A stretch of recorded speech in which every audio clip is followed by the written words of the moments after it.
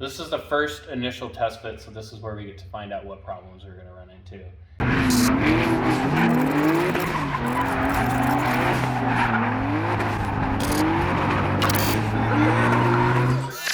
All right, so we're back out in the garage. Today, we're going to tear this guy apart. Chad's going to go over it, talk to you guys, tell you why we're pulling it apart, and some of the history of this motor real quick. So, if you watched our last video, you're probably caught that I mentioned that this was potentially a flood motor. This was not the motor that we thought we were going down to Florida to pick up, but absolutely no hard feelings there. This is just what we ended up with. So, DJ, the guy we had picked up the motor from, and us have come to an understanding of we need to figure out what's going on with here, make sure that this motor is actually good. He wasn't aware of it, and neither were we. So it's all a learning thing for us. So what we figured out is that this is from a 2018 Trackhawk. It's a 6.4 liter Hellcat motor, makes 707 horsepower. And after looking at the auction listing, it does look like this Trackhawk was not wrecked. Therefore, it leads us to think that maybe it was a flood car because it came from Houston, Texas. And if you look all over this motor, you'll see all kinds of corrosion. There's a bunch of corrosion on the drain plug. There's stuff even in the throttle body. So we need to make sure that this motor is good and is usable. So at this point, this motor is going to come apart and we're going to do all new gaskets and everything at a minimum. But right now we just got to figure out what's going on with it. Check out the throttle body. You can see water and stuff had sat here at some point. So we got to make sure that all this is good. You got to make sure the supercharger is good. You got to make sure the motor is good, and that we have the usable piece here essentially. So the first thing we're going to do here is drain the oil and see what that looks like. So we're starting with a fresh, clean pan, and I've wiped off anything loose down on the drain plug. So anything in here should be what was in the motor. So this is a key part of all this here is going to be draining this out and making sure that water isn't the first thing that comes out. It'd be like the rotary. When I pulled the rotary out of my grandpa's RX-7, it was just water coming out of the oil. Yeah, it was so hopefully that doesn't happen here. But here we go. We're going to start pulling this thing apart. Oh, please don't be water. Please don't be water. Moment of truth. Hey, that's a good That start. looks like pretty normal oil. Yeah, Pretty very dark, black. Very black, but I do think that this is a 5-quart pan and this is a 7-quart motor. So, oh yeah, can you grab that other pan? yeah, I could do that. I wasn't quite quick enough. So, of course, I dropped the drain plug in the oil. But we paused, and what I'm going to do is I'm going to dump some of this oil in here because I don't really care about the top of the oil per se. I want to see what's in the bottom of this pan. Yeah, whatever's settled at the bottom. Yeah.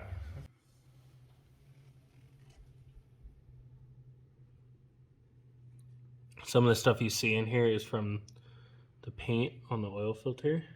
Yeah. Like that. But Focus camera. the bottom of this pan actually looks pretty good. So I think we're pretty safe here. There's little bits of stuff. Some of it might be corrosion. Where do you see stuff pointed out? Like just little, I don't even know if I want to call them sparkles. Just very little. This looks pretty good. Cool. Whew. Thank God. So I thought this was pretty cool. When years ago I had a RMS supercharged E36, and I think those come factory with not factory, but that kit comes with a 6-rib belt for the supercharger. The Hellcat, I thought this was pretty rad, that it's a 10-rib. I upgraded the RMS kit, if I remember right, to an 8-rib. This one comes factory with the 10-rib. Look how wide this freaking belt is, and there's going to be no slip on that. And they've got it wrapped quite a bit around the pulley. So it's pretty rad. But you'll see, this is part of why this belt's been partially off, so it's not going to be as bad. but you'll see once we get down to the bottom here that it's stuck. You see down here how it's all rusted to it? Yeah. So this whole other belt that I just pulled off was this way too. It's all stuck. And I've never seen something rust quite like that. So this had to be underwater. Maybe not completely, but at least part of it. Definitely got very, very wet at the very least. Yeah. I was nervous because definitely don't want a motor that's had water in it. Any motors that I've never had luck with motors that have been sitting outside. They always have somehow water got in the cylinder and like destroys the motor every time.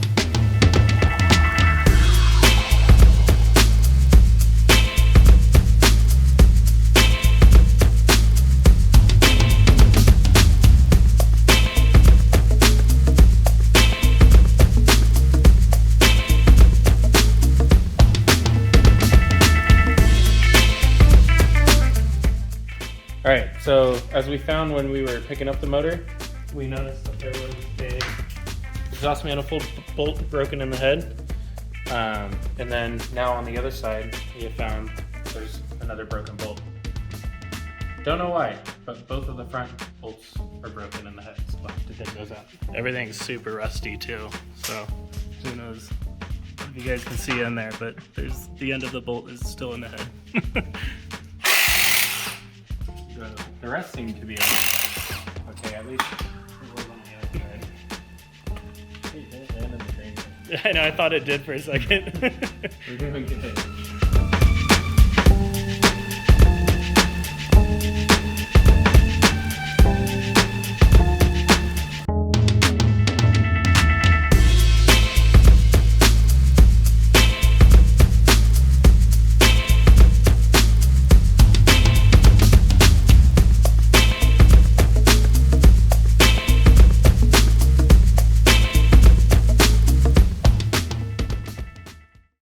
All right, we got a ton of this thing pulled apart. It's looking pretty good. I don't know what to do. I'm torn because every bit of me wants to yank the heads, get the timing cover off, and just get everything cleaned. So that way it's got all this corrosion and stuff off of it. But obviously that's going to cost more money. I'm going to have to resurface the heads, wash the heads, get all the other aluminum wash so I can put it back together where it looks nice. But seeing that it looks like this, it's kind of hard to commit to pulling the heads off of something that might not need that. But as you can see, there's just corrosion everywhere, like all over the place. It'd be nice to just get all that out. Because from my experience, it'll just keep corroding. So it'd be nice to know that kind of starting a little fresh here. But so far your oil looked good. Yeah, the oil looks good. It looks good in the valve covers and everything. Top of the heads, yeah. Top of the heads all look pretty clean. There's no like signs of any type of buildup or anything like that. Mm-hmm.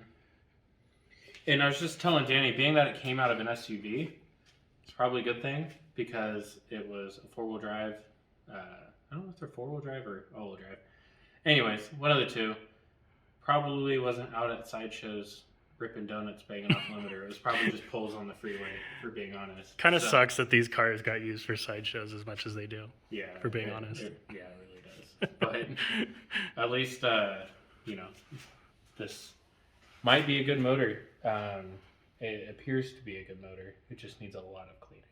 Yeah. So I'm not okay with putting things back in like this. And all the runners, the intake runners and stuff like that, they're all super dirty, and same with the supercharger. I think Danny might have filmed that already. I took a couple pictures, but so you guys can see if we can get down in there. It's pretty dirty. So it'd just be nice to know that kind of starting fresh, maybe fresh with however many miles are on this, but still in my brain, starting fresh, knowing that it's all clean, all resealed, ready to go. So just want this thing to live.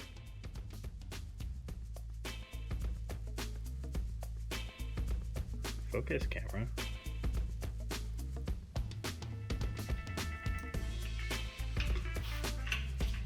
basically making sure there's no rust, so no water gotten in the cylinder.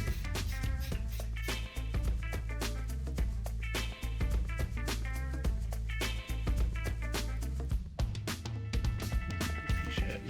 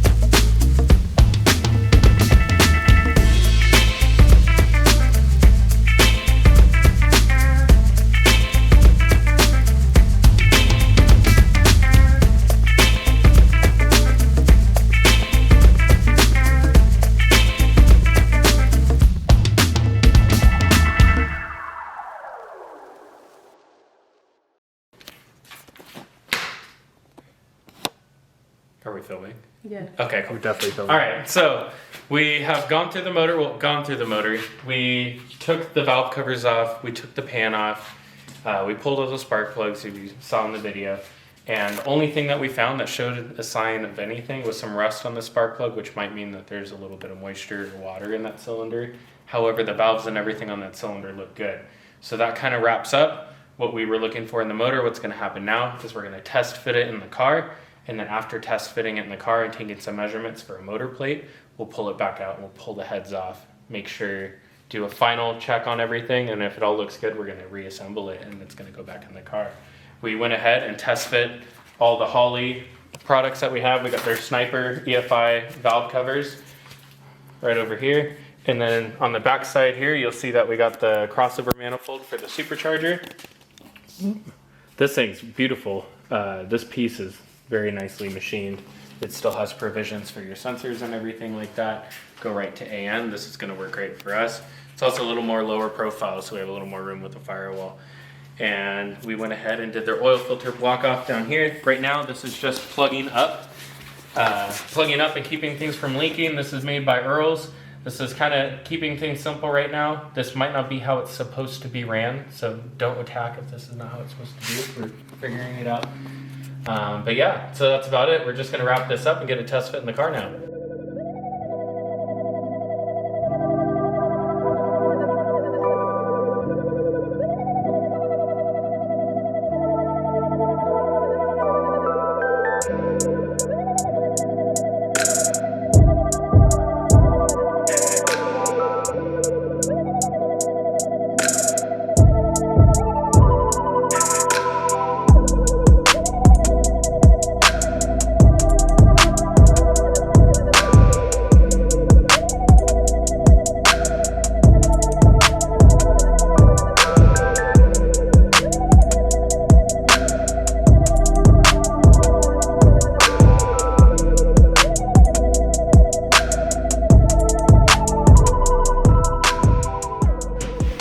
Got Chad's car turned around.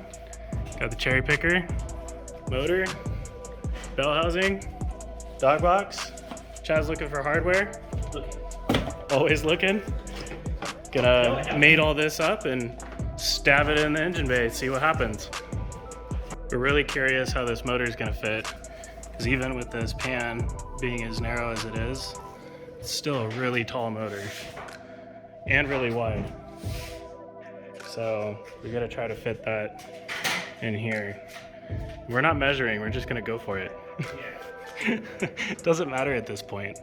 So, yep, here we go. Let's see if we can get this baby in there.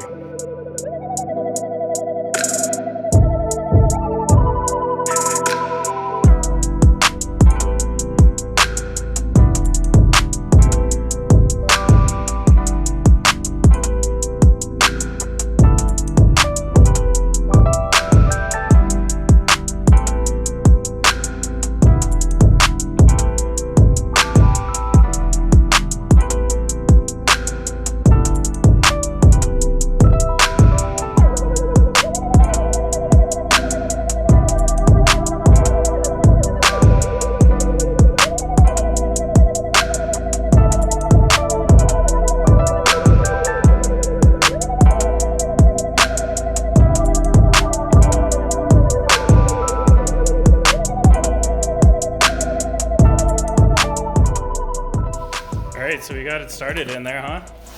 Yeah, it's a big motor. It's a big motor. So it's still sitting at an angle, but we're gonna go ahead and toss this subframe in so we know how far we can come down. But it's looking pretty good so far. It's actually not as wide. I was expecting worse, width-wise. Height-wise, we're kind of screwed. That might stick out of the hood right now. So, but look at that. This is what's cool. As of right now, the shifter is right in the center of the factory hole. And that's kind of rad. But we can come back more if we need to. So we might end up moving that back. But we're gonna go ahead and get the subframe in and go from there.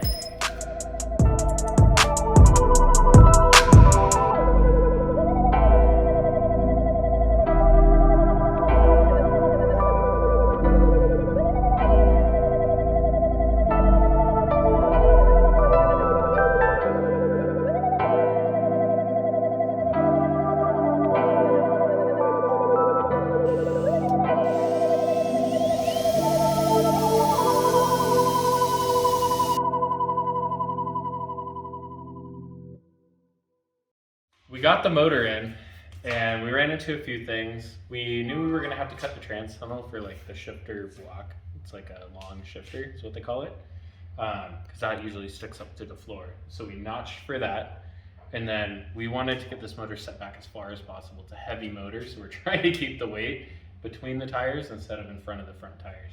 So you'll see that we have this thing shoved back as far as we can, and our first issue that we're running into is the steering shaft. So we either got to move this in and run a smaller shaft, or we got to move this over, and you'll see that we're offset in that hole already. We're already kind of just pushing it over, trying to see what we can get away with. Yeah, so we're close.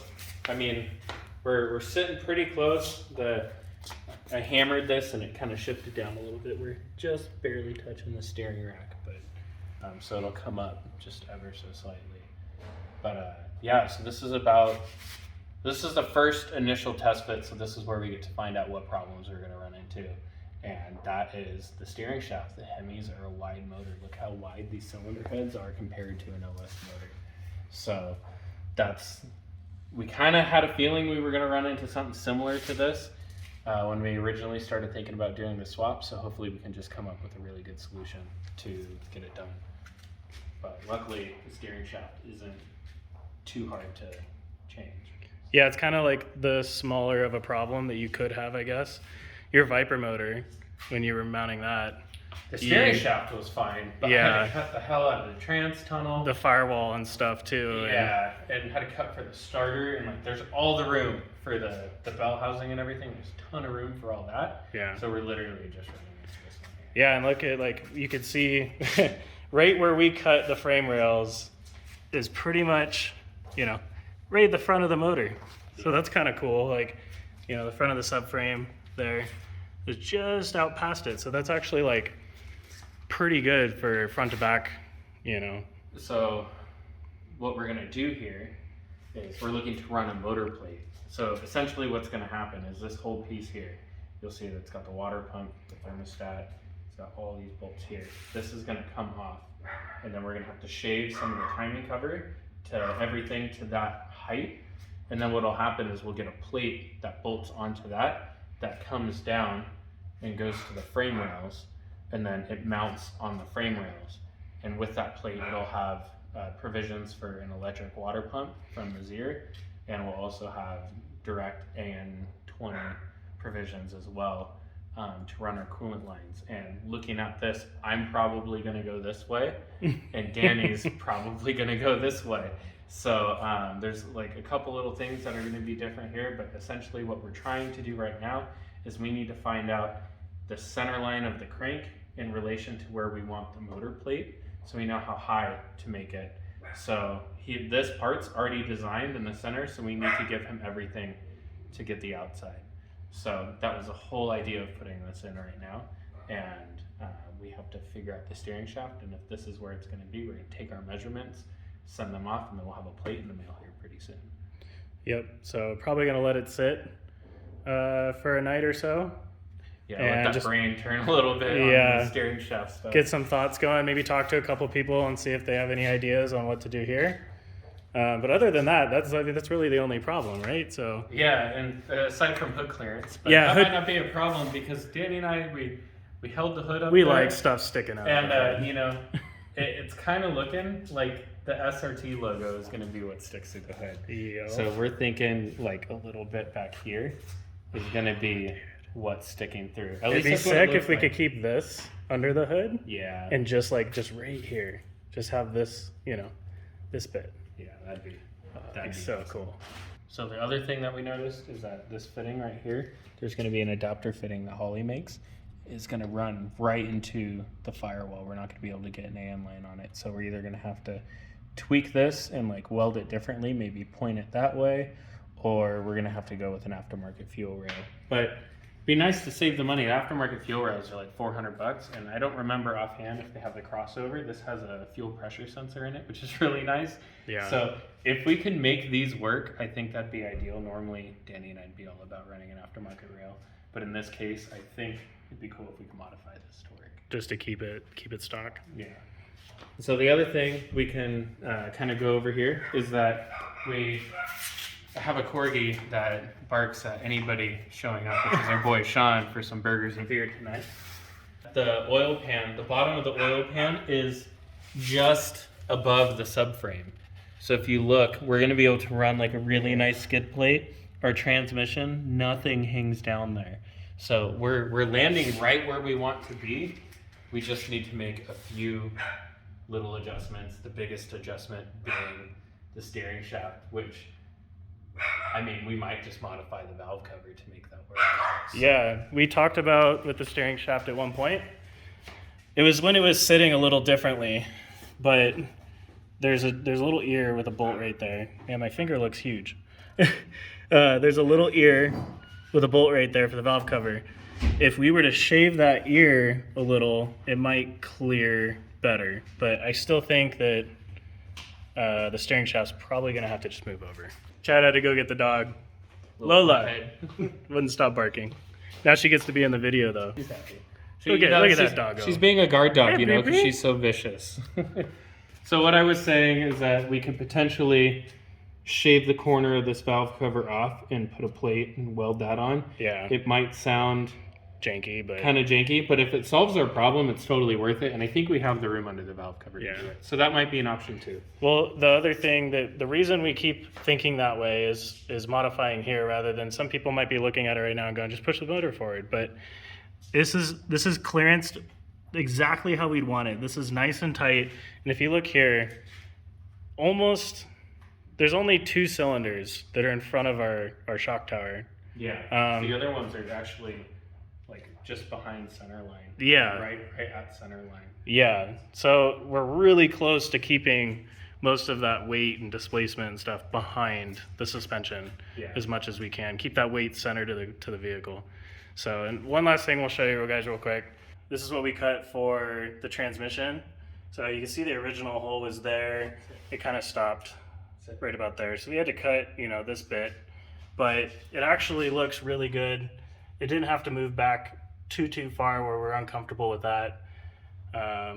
Everything's clearance there nicely. So yeah, so that's where we're at. And now Lola is Queen Lola, sorry baby. Look at you on top of the motor. And that's where we're at. We're gonna let it sit for a night or so and try to get our brains turned and try to get some ideas so we can move forward with this and get some mounts made. Make sure we're doing it right the first time. The next day. So where we're at now is we needed to measure for the motor plate. We kind of wrapped up things with the steering shaft. We have a couple ideas on how we're gonna fix that, but we need to get the motor plate ordered because there's a weight on that because that's a completely custom piece. So what's happening there is the motor plate is getting bolted to this surface. So anything you see here, like this alternator bracket and stuff like that, all this is going to have to get machined off. So a motor plate can be bolted here and then it'll come down to here. This alternator won't be the alternator that's used and it won't be where the alternator is at anymore. But what I needed to do here, the reason it's on here, is because you see the string, which is sitting in the first rib of the accessory drive. And so I needed a measurement from this mounting surface to this plate so we know where to place the alternator that's going to go down here now. So that will give us the correct measurement to build the plate and to place the alternator. And that's kind of was the last piece of that. So now this is going to go electric water pump, going to have like an AM fitting up here and off the water pump that will feed the rear mount radiator. So that kind of wraps us up for now. We got this all measured. All this information is sent off. Hopefully we have a motor plate in the next couple weeks, and then we can put this motor back in and final fit. We'll build the front motor mounts. We'll go back and build the trans mount, and then this thing's bolted in. That's pretty much it for this video. The next video you might see, we're gonna go get a clutch, or not a clutch, flywheel designed for this motor, right? Yeah. So we'll be at Clutch Masters, so we're gonna try and film that. And that's going to be the next step for this motor. Like he said, he's got the motor plate getting ordered, and it'll be clutch. And yeah, so this is all going back out. We're taking it to Clutch Masters, which built the clutch for the Viper motor that I had, and I'm actually using part of that clutch. But it's coming out, and they're taking all the measurements and everything to build a custom flywheel to work with the clutch that I already have, and to work with the dog box and everything like that. So that's why this is all coming back out. We just needed to get this part done, so this can start happening. So everything's a wait right now. Yep. It kind of sucks. you gotta stay on top of it, otherwise you're gonna be behind. So yeah, that's kind of the next step, and we'll see you guys in that video. Deuces. See you guys later.